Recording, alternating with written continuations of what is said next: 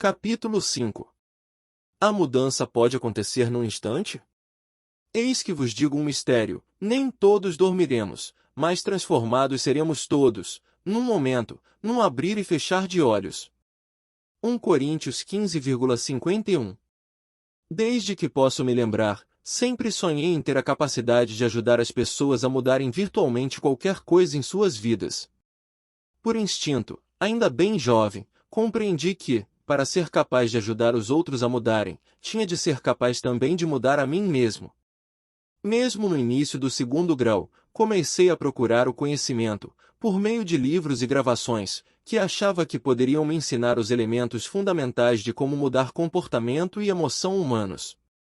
Claro que eu queria melhorar certos aspectos da minha vida, sentir-me motivado, dar sequência às coisas e agir, aprender a desfrutar a vida, e aprender a me relacionar com as pessoas. Não sei direito o motivo, mas de alguma forma vinculava a prazer aprender e partilhar coisas que pudessem fazer uma diferença na qualidade de vida das pessoas e levá-las a me apreciar, talvez mesmo a me amar. Em decorrência, na escola secundária eu já era conhecido como o homem da solução. Se alguém tinha um problema, eu era a pessoa a quem devia procurar e me orgulhava dessa identidade.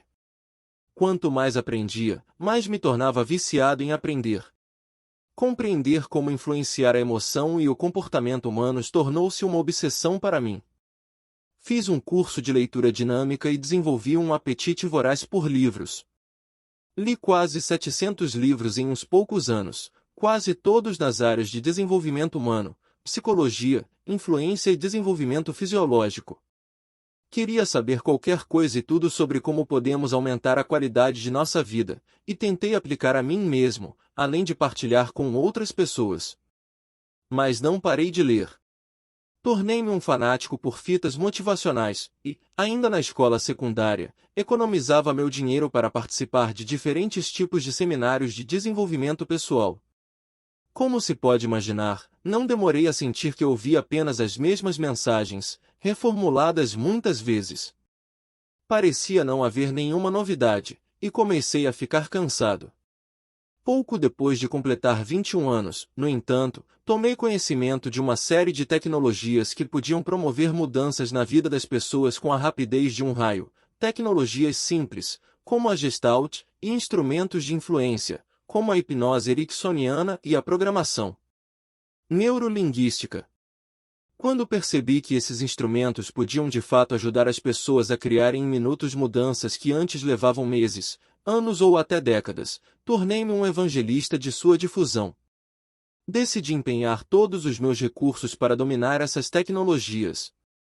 E não parei por aí, assim que aprendi alguma coisa, tratava imediatamente de aplicá-la.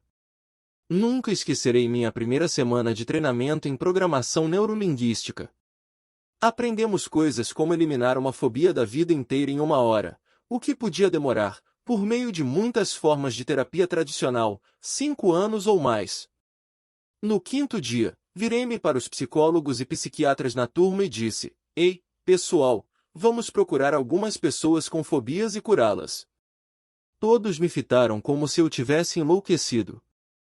Deixaram claro para mim que não me consideravam uma pessoa instruída, que tínhamos de esperar pela conclusão do programa de 6 meses, passar pelo teste de aptidão, e só depois teríamos condições de usar o material. Eu não estava disposto a esperar. Iniciei minha carreira, aparecendo em programas de rádio e televisão por todo o Canadá, e depois nos Estados Unidos também. Falava às pessoas sobre essas tecnologias para criar mudanças e garantia que, se quiséssemos mudar nossas vidas, quer se tratasse de um hábito enfraquecedor ou de uma fobia que nos controlava há anos, esse comportamento ou padrão emocional podia ser mudado numa questão de minutos, mesmo para quem vinha tentando a transformação há anos. Era um conceito radical? Pode apostar que sim. Mas eu argumentava com veemência que todas as mudanças são criadas num momento. Acontece apenas que a maioria das pessoas espera até ter certeza de que as coisas vão acontecer, antes de decidir efetuar uma mudança. Se realmente compreendêssemos como o cérebro funciona, eu insistia, poderíamos suspender o processo interminável de analisar por que coisas nos aconteceram e, se pudéssemos apenas mudar aquilo a que vinculamos dor ou prazer, conseguiríamos com a maior facilidade mudar o sistema nervoso condicionado e assumir o comando de nossas vidas no mesmo instante. Como podem imaginar, um garoto sem PhD fazendo essas controvertidas declarações pelo rádio não foi muito bem aceito pelos profissionais da saúde mental, com um treinamento tradicional. Alguns psicólogos e psiquiatras me atacaram, alguns pelo rádio. Assim, aprendi a basear minha carreira de mudar as pessoas em dois princípios: tecnologia e desafio. Sabia que contava com uma tecnologia superior, uma maneira superior de criar mudanças com base em compreensões cruciais do comportamento humano que a maioria dos psicólogos tradicionais jamais estudará. E acreditava que, se lançasse um desafio suficiente a mim mesmo e às pessoas com que trabalhava, poderia encontrar um meio de mudar qualquer coisa. Um psiquiatra em particular me chamou de charlatão e mentiroso, acusou-me de formular falsas alegações. Desafiei-o a suspender seu pessimismo e me conceder a oportunidade de trabalhar com um de seus pacientes, alguém que ele não conseguirá mudar depois de anos de trabalho. Era uma iniciativa ousada, e a princípio ele não atendeu a meu pedido. Mas depois de utilizar um pouco de alavanca, uma técnica que descreverei no próximo capítulo, acabei conseguindo que o psiquiatra permitisse que uma de suas pacientes, por sua livre e espontânea vontade, comparecesse a uma das minhas sessões gratuitas. Ela concordou em me deixar trabalhar com ela, na frente de todo mundo. Em 15 minutos, acabei com a fobia de cobras da mulher, e na ocasião, ela já tinha 7 anos de terapia com o psiquiatra que me atacara. Para dizer o mínimo, ele ficou espantado. Mais importante ainda, podem imaginar as referências que isso criou para mim e o senso de certeza que me proporcionou sobre o que era capaz de realizar? Tornei-me um homem delirante. Percorre todo o país, mostrando às pessoas como as mudanças podiam ocorrer num instante. Descobri que em qualquer parte as pessoas se mostravam céticas no início. Mas, à medida que apresentava resultados mensuráveis diante de seus olhos, conseguia não apenas atrair sua atenção e seu interesse, mas também obter sua disposição em aplicar o que eu dizia, a fim de produzir resultados concretos em suas próprias vidas. Por que a maioria das pessoas acha que a mudança demora tanto tempo? Um motivo, óbvio, é que as pessoas já tentaram várias vezes, por meio da força de vontade, e fracassaram. A suposição que fazem então é a de que as mudanças importantes devem levar muito tempo e são sempre difíceis. Na verdade, só é difícil porque a maioria das pessoas não sabe como mudar. Não temos uma estratégia eficaz. A força de vontade por si só não é suficiente, não se queremos obter uma mudança permanente. O segundo motivo para não mudarmos depressa é o fato de que, em nossa cultura, temos um conjunto de convicções que nos impedem de usar nossas capacidades intrínsecas. Em termos culturais, vinculamos associações negativas à ideia de mudança imediata. Para a maioria, a mudança imediata significa que nunca houve de fato um problema. Se você pode mudar com tanta facilidade, por que não mudou há uma semana, há um mês, há um ano, e parou de se queixar? Por exemplo, quão depressa uma pessoa pode se recuperar da perda de um ente amado e começar a se sentir diferente? Em termos físicos, as pessoas possuem a capacidade de fazer isso na manhã seguinte. Mas não é o que acontece. Por quê? Porque temos em nossa cultura um conjunto de convicções determinando que devemos lamentar por um certo período. Pense a respeito. Se no dia seguinte à perda de uma pessoa amada você não se lamentasse, isso não causaria muita dor em sua vida? Primeiro, os outros logo você não se importava com a pessoa que perdeu. E com base no condicionamento cultural, você próprio pode começar a pensar também que tanta facilidade é doloroso demais. Optamos pela dor da lamentação, em vez de mudar nossas emoções, até ficarmos satisfeitos de que foram cumpridas as regras e os padrões culturais sobre o que é apropriado. Mas há culturas em que as pessoas comemoram quando alguém morre. Por quê? Acreditam que Deus sempre sabe o momento certo para deixarmos este mundo, e que a morte é uma evolução. Também acreditam que, se você lamentasse a morte de alguém, estaria apenas demonstrando sua falta de compreensão da vida, e também seu egoísmo. Como a pessoa foi para um lugar melhor, você sente pena só de si mesmo. Vinculam o prazer à morte, e a dor à lamentação, e por isso lamentar um morto não faz parte de sua cultura. Não estou dizendo que o lamento é ruim ou errado, mas apenas que precisamos compreender que se baseia em nossas convicções de que levamos muito tempo para nos recuperarmos da dor. Fazendo conferências por todos os Estados Unidos, eu encorajava as pessoas a promoverem mudanças em suas vidas, muitas vezes em 30 minutos ou menos. Não restava a menor dúvida de que criava muita controvérsia, e quanto mais sucessos obtinha, mais me tornava confiante e determinado. Para ser franco, eu me mostrava de vez em quando arrogante mais do que um pouco presunçoso. Comecei a me dedicar à terapia particular, ajudando as pessoas a mudarem, e logo estava promovendo seminários. Em poucos anos, eu passava 3 em cada 4 semanas viajando, sempre me pressionando ao máximo, dando tudo de mim, empenhado em ampliar minha capacidade de promover um impacto positivo sobre o maior número de pessoas, no prazo mais curto. Os resultados obtidos se tornaram um tanto lendários. Os psicólogos e psiquiatras pararam de me atacar e se interessaram em aprender minhas técnicas para usar com seus pacientes. Ao mesmo tempo, minhas atitudes mudaram, passei a ser mais equilibrado. Mas nunca perdi a paixão por querer ajudar tantas pessoas quantas pudesse. Um dia, não muito depois da primeira edição de Poder Sem Limites, eu estava dando autógrafos, ao final de um dos meus seminários para executivos, em São Francisco.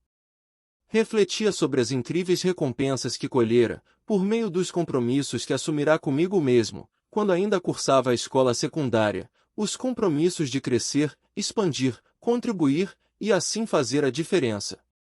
À medida que cada rosto sorridente se adiantava, compreendi que sentia mais profunda gratidão por ter desenvolvido habilidades que podem fazer diferença em ajudar as pessoas a mudarem praticamente qualquer coisa em suas vidas.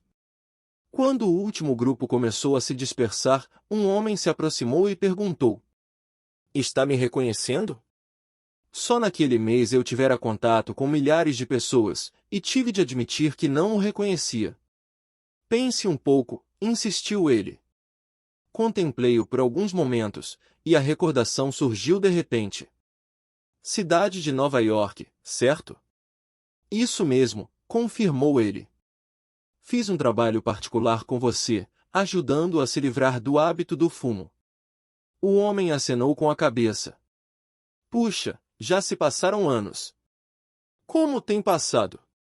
Ele enfiou a mão no bolso, tirou um maço de Marlboro, fitou-me com uma expressão acusadora. "Você fracassou." O homem se lançou então a uma tirada sobre a minha incapacidade de programá-lo de maneira eficaz. Tenho de admitir que fiquei abalado. Afinal, baseara minha carreira na disposição absoluta de me empenhar a fundo, no compromisso total de desafiar a mim mesmo e aos outros, na dedicação a tentar qualquer coisa para criar mudanças permanentes e eficazes com a velocidade de um raio. Enquanto o homem continuava a criticar minha ineficiência em curá-lo do hábito do fumo, especulei sobre o que poderia ter saído errado. Seria possível que meu ego tivesse superado meu verdadeiro nível de capacidade e competência? Pouco a pouco, passei a me fazer perguntas melhores. O que podia aprender com aquela situação? O que estava de fato ocorrendo naquele caso? O que aconteceu depois que trabalhamos juntos? Perguntei, esperando ouvir a informação de que ele voltará a fumar cerca de uma semana depois da terapia. O homem parara de fumar por 2 anos e meio, depois que eu trabalhará com ele por menos de 1 hora. Mas um dia dera uma tragada, e agora voltará ao hábito de 4 maços por dia, culpando-me porque a mudança não perdurara. E, de repente, me ocorreu, este homem não está sendo tão irracional assim. Afinal, venho ensinando algo chamado programação neurolinguística. Pense um pouco sobre a palavra programação. Sugere que você pode me procurar, eu o programo, e depois não há mais qualquer problema. Você não teria de fazer mais nada. Em decorrência de meu desejo de ajudar as pessoas ao nível mais profundo, eu cometer o mesmo erro que vi em outros líderes no ramo de desenvolvimento pessoal, passará a assumir a responsabilidade pelas mudanças dos outros. Compreendi naquele dia que inadvertidamente atribuir a responsabilidade à pessoa errada, eu, e que aquele homem, ou qualquer outra dos milhares de pessoas com as quais trabalhará, poderiam muito bem voltar a seus antigos comportamentos, caso se deparassem com um desafio bastante difícil, porque me encaravam como responsável por suas mudanças. Se as coisas não dessem certo, podiam convenientemente culpar alguém. Não tinha responsabilidade pessoal, e por isso não haveria dor se não persistissem no novo comportamento. Como resultado dessa nova perspectiva, decidi mudar a metáfora para o que faço. Parei de usar a palavra programação porque a considero imprecisa, embora continue a usar muitas técnicas da PNL. Uma metáfora melhor para mudança a longo prazo é condicionamento. Isso ficou consolidado quando, poucos dias depois, minha esposa contratou os serviços de um afinador de piano. O homem era um autêntico artesão. Trabalhou em cada corda do piano por horas e horas, esticando cada uma até o nível certo de tensão, para oferecer uma vibração perfeita. Ao final do dia, o piano estava com uma afinação magnífica. Quando lhe perguntei quanto devia, ele respondeu: "Não se preocupe. Trarei a conta na próxima visita." Próxima visita? Como assim? Voltarei amanhã, e depois uma vez por semana, durante o próximo mês. Em seguida, virei de 3 em 3 meses, pelo resto do ano, porque você mora à beira do mar. Mas por que tudo isso? Já não fez todos os ajustes necessários no piano? Não está ajustado direito? Está, sim, mas acontece que essas cordas são muito fortes. Para mantê-las ao nível certo de tensão, tenho de condicioná-las para que assim permaneçam. Por isso, preciso voltar e tornar a esticá-las, regularmente, até que estejam condicionadas a ficar nesse nível. Pensei, que grande negócio esse cara tem. Mas também aprendi uma grande lição naquele dia. É exatamente isso que temos de fazer se queremos criar uma mudança a longo prazo. Assim que efetuamos uma mudança, devemos reforçá-la no mesmo instante. Depois, temos de condicionar nosso sistema nervoso para ter êxito não apenas uma vez, mas sistematicamente. Você não iria a uma aula de aeróbia só uma vez e diria: "Agora tenho um corpo sensacional e serei saudável pelo resto da vida." O mesmo acontece com suas emoções e seu comportamento. Temos de nos condicionar para o sucesso, o amor, a superação de nossos medos. E por meio desse condicionamento, podemos desenvolver padrões que automaticamente nos levam ao sucesso sistemático e vitalício. Precisamos lembrar que a dor e o prazer moldam todos os nossos comportamentos, e que a dor e o prazer podem mudar nossos comportamentos. O condicionamento exige a compreensão de como usar a dor e o prazer. O que você vai aprender no capítulo seguinte é a ciência que desenvolvi para criar qualquer mudança que você quiser em sua vida. Chamo-a de ciência do condicionamento neuroassociativo TM ou NAC, pelo inglês, Neuroassociative Conditioning. O que é isso? NAC é um processo gradativo que pode condicionar seu sistema nervoso a associar prazer às coisas que você está sempre querendo alcançar e associar dor às coisas que precisa evitar, a fim de ter sucesso sistemático na vida, sem um constante esforço e força de vontade. Lembre-se de que são os sentimentos que fomos condicionados a associar no sistema nervoso, nossas neuroassociações, que determinam nossas emoções e nosso comportamento. Quando assumimos o controle das neuroassociações, assumimos o controle de nossa vida. Este capítulo lhe mostrará como condicionar suas neuroassociações a fim de ter força para agir e produzir os resultados com que sempre sonhou. Visa lhe proporcionar as condições de criar uma mudança sistemática e duradoura. As coisas não mudam, nós é que mudamos. Henry David Editorial. Quais são as duas mudanças que todos querem na vida? Não é verdade que todos queremos mudar. 1. Como nos sentimos em relação às coisas, ou 2. Nossos comportamentos? Se uma pessoa passou por uma tragédia, sofreu maus tratos quando criança, foi estuprada, perdeu um ente amado, carece de amor próprio, obviamente permanecerá em dor até que as sensações que vincula a si mesma, a esses eventos ou situações, sejam mudadas. Da mesma forma, se uma pessoa come demais, bebe, fuma ou toma drogas, possui um conjunto de comportamentos que deve mudar. A única maneira de fazer com que isso aconteça é vincular dor ao antigo comportamento e prazer a um novo comportamento. Parece muito simples, mas descobri que, para sermos capazes de criar uma verdadeira mudança, uma mudança permanente, precisamos desenvolver um sistema específico para utilizar quaisquer técnicas que aprendemos para criar mudança, e há muitas. A cada dia descubro novas habilidades e novas tecnologias de uma variedade de ciências. Continuo a usar muitas das técnicas de PNL e ericksonianas com que iniciei minha carreira, mas sempre volto a usá-las dentro da estrutura das 6 etapas fundamentais que a ciência do NAC representa. Criei o NAC como um meio de usar qualquer tecnologia para mudança. O que o NAC nos proporciona é uma sintaxe específica, uma ordem e sequência, dos modos de usar qualquer conjunto de técnicas para criar uma mudança a longo prazo. Tenho certeza de que vocês se lembram que no primeiro capítulo eu disse que um dos componentes fundamentais de criar uma mudança de longa convicções. A primeira convicção que devemos ter, se queremos criar uma mudança rápida, é a de que podemos mudar agora. Outra vez, a maioria das pessoas em nossa sociedade inconscientemente vincula muita dor à ideia de ser capaz de mudar depressa.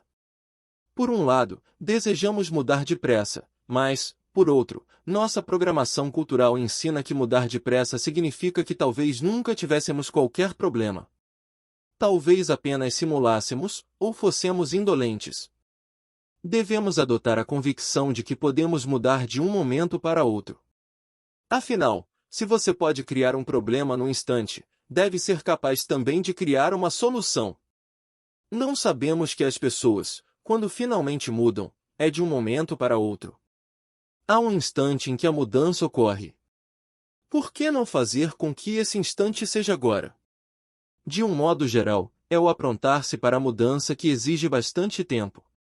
Todos já ouvimos a piada. Quantos psiquiatras são necessários para trocar uma lâmpada? Apenas um, mas é muito caro, leva tempo, e a lâmpada tem de querer mudar. Bobagem! Nós temos de nos aprontar para a mudança. Temos que nos tornar nossos próprios conselheiros e condutores de nossas vidas. A segunda convicção que devemos ter, se queremos criar uma mudança de longa duração, é a de que somos responsáveis por nossa própria mudança, e não qualquer outra pessoa. Há 3 convicções específicas sobre responsabilidade que uma pessoa precisa ter se quer criar uma mudança a longo prazo. Temos de acreditar que alguma coisa tem de mudar, não que precisa mudar, ou pode mudar, ou deve mudar, mas ter de mudar absoluta. Ouço com frequência as pessoas dizerem, preciso me livrar desse peso, protelar é um péssimo hábito, meus relacionamentos deveriam ser melhores. Mas podemos usar todos os deve e precisa, e ainda assim a vida não vai mudar. Só quando algo tem de ser é que iniciamos o processo de fazer mesmo o que é necessário para transformar nossa qualidade de vida. 2. Devemos não apenas acreditar que as coisas têm de mudar, mas também acreditar que eu tenho de mudá-las. Devemos considerar a nós mesmos como a fonte da mudança. Caso contrário, ficaremos sempre à procura de outra pessoa para fazer a mudança por nós, e sempre teremos alguém para culpar quando não der certo. Devemos ser a fonte de nossa mudança se quisermos que essa mudança dure. 3. Temos de acreditar que eu posso mudá-las. Sem acreditar que a mudança é possível para nós, como já analisamos no capítulo anterior, não temos a menor possibilidade de realizar nossos desejos. Sem essas 3 convicções básicas, posso lhe assegurar que qualquer mudança que você efetuar sempre corre o risco de ser apenas temporária. Por favor, não me entenda mal, é sempre bom ter um grande orientador, um especialista, um terapeuta, um conselheiro, alguém que já produziu esses resultados para muitas outras pessoas, para apoiá-los nos passos necessários para dominar sua fobia, deixar de fumar ou emagrecer. Mas, em última análise, você tem de ser a fonte de sua mudança. A interação que tive com o fumante recaído naquele dia me levou a formular para mim mesmo novas indagações sobre as fontes de mudança. Por que eu fora tão eficiente ao longo dos anos? O que me distinguia de outros, que haviam tentado ajudar aquelas mesmas pessoas, com a mesma intenção, mas não conseguiram obter o resultado? E quando eu tentará criar uma mudança em alguém e fracassara, o que acontecerá nesse caso? O que me impedirá de produzir a mudança pela qual tanto me empenhara com aquela pessoa? Passei então a formular indagações mais amplas, como o que realmente faz a mudança ocorrer, em qualquer forma de terapia.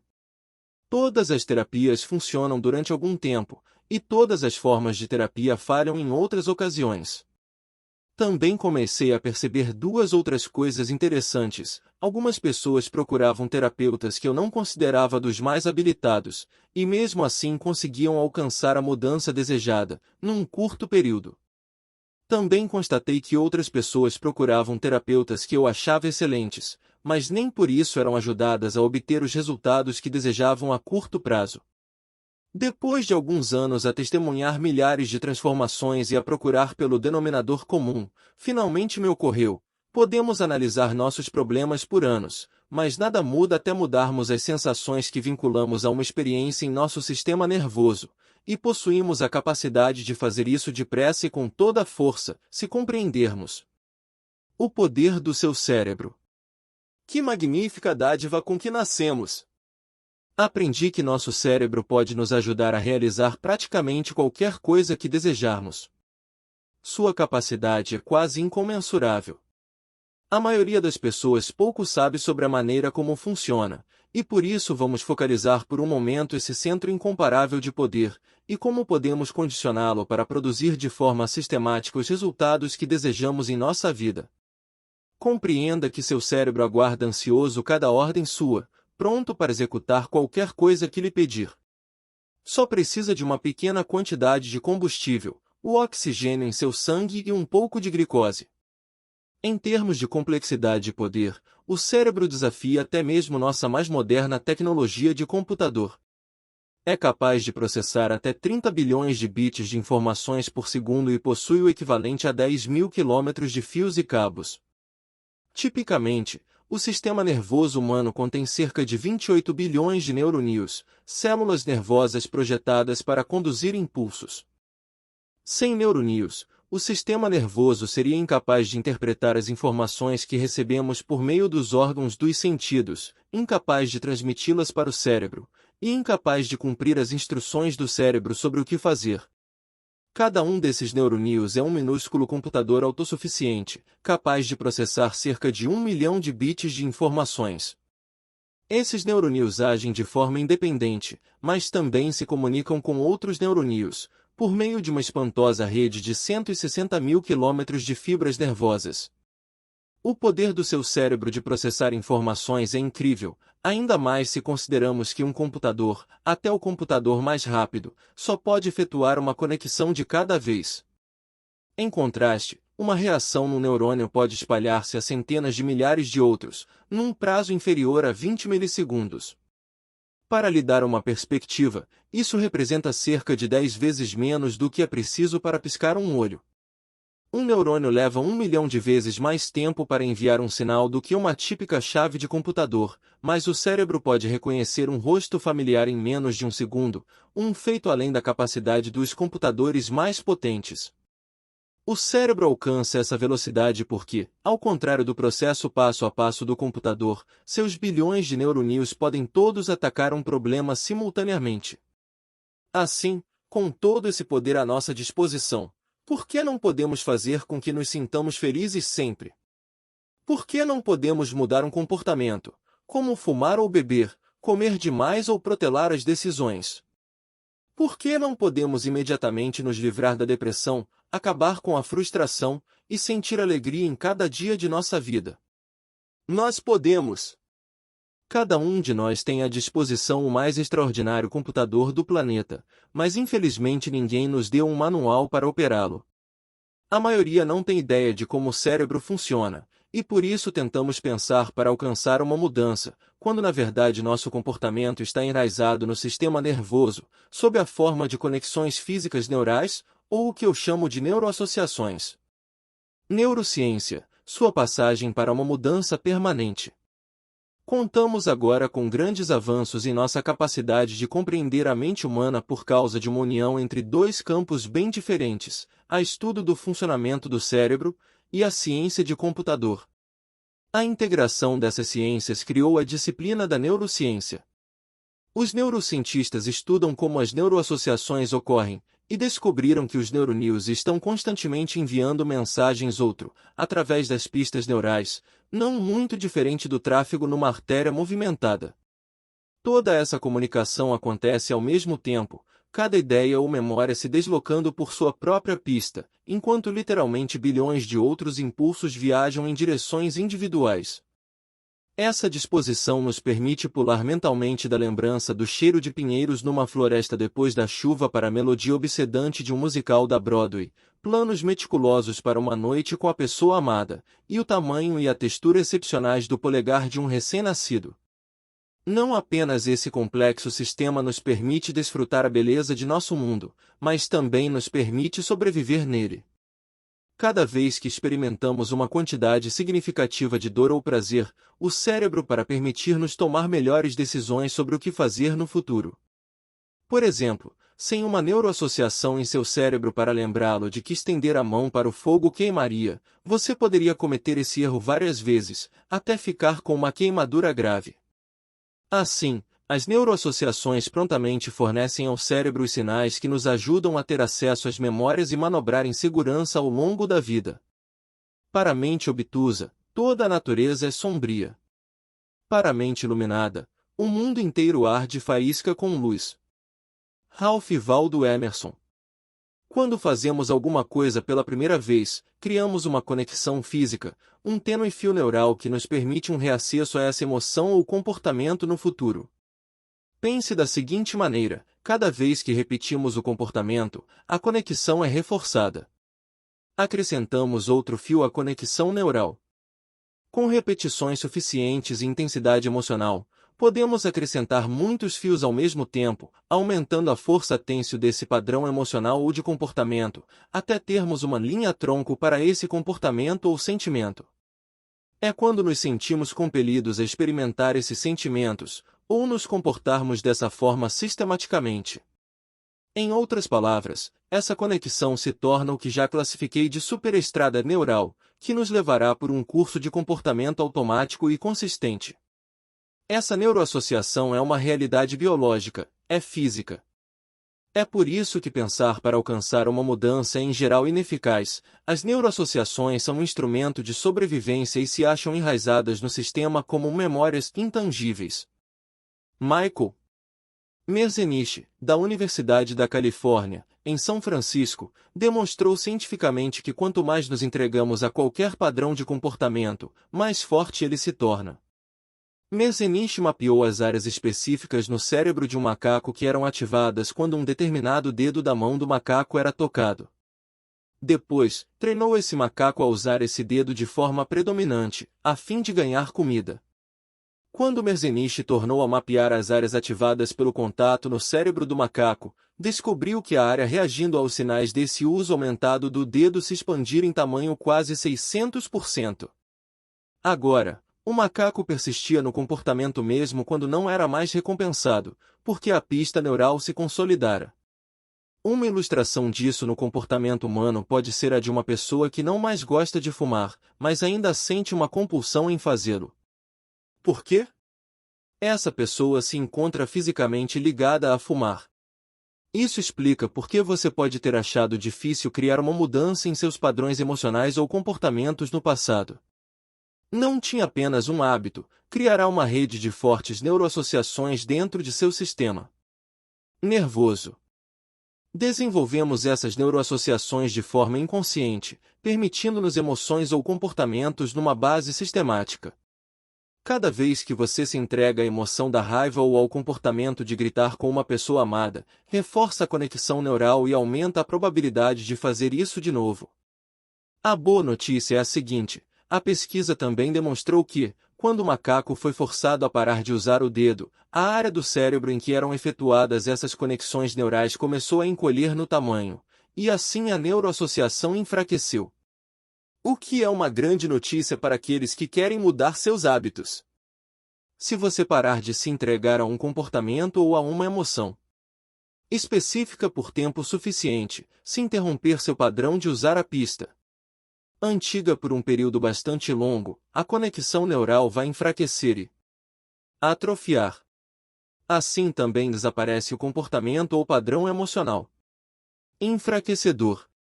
Devemos ainda lembrar que, se você não usar sua paixão, ela vai definhar. Não se esqueça, a coragem sem uso diminui. O empenho sem exercício murcha. O amor não partilhado se dissipa. Não é suficiente ter uma boa mente, o principal é usá-la bem. René Descartes. O que a ciência do condicionamento neuroassociativo oferece são 6 passos projetados para mudar o comportamento pelo rompimento de padrões que o enfraquecem. Primeiro, no entanto, devemos compreender como o cérebro, no momento em que você experimenta quantidades significativas de dor ou prazer, seu cérebro no mesmo instante procura pela causa. Use os 3 critérios seguintes. 1. O cérebro procura por algo que pareça ser singular. Para reduzir as causas prováveis, o cérebro tenta distinguir algo que seja excepcional às circunstâncias. Parece lógico que, se você está tendo sentimentos fora do normal, então deve haver uma causa fora do normal. 2. O cérebro procura por algo que pareça estar ocorrendo simultaneamente. Isto é conhecido nos círculos de psicologia como a lei da recenticidade. Não faz sentido que algo que ocorre no momento, ou na proximidade, de intenso prazer ou dor seja a causa provável dessa sensação? 3. O cérebro procura por coerência. Se você sente dor ou prazer, seu cérebro começa no mesmo instante a registrar o que é diferente ao redor, e está acontecendo ao mesmo tempo.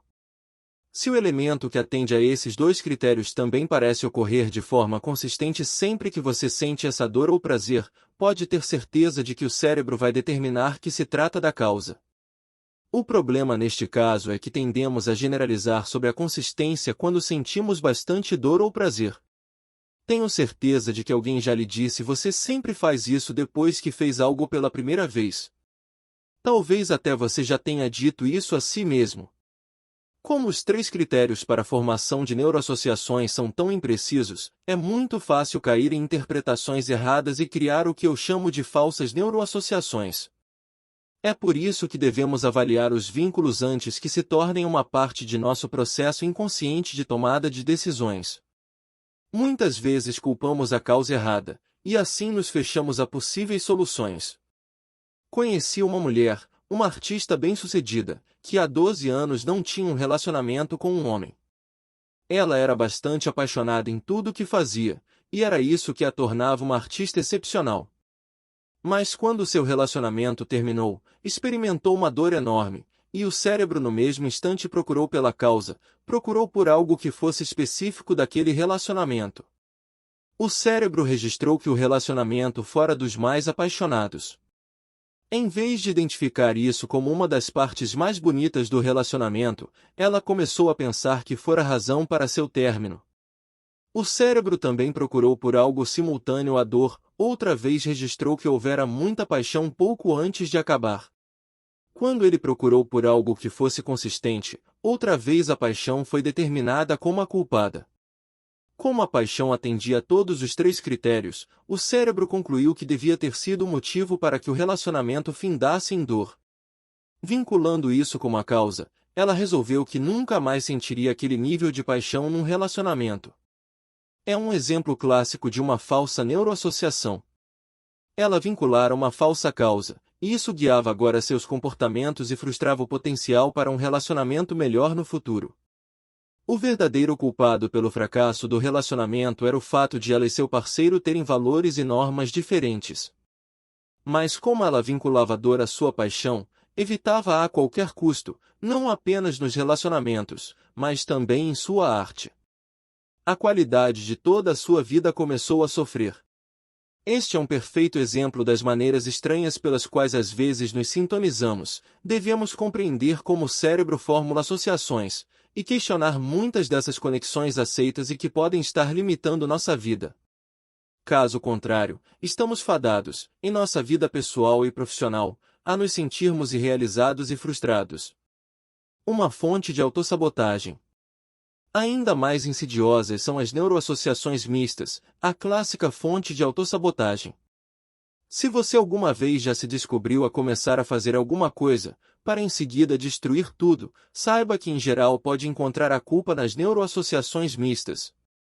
Talvez sua empresa estivesse avançando-se a arrebentar no seguinte.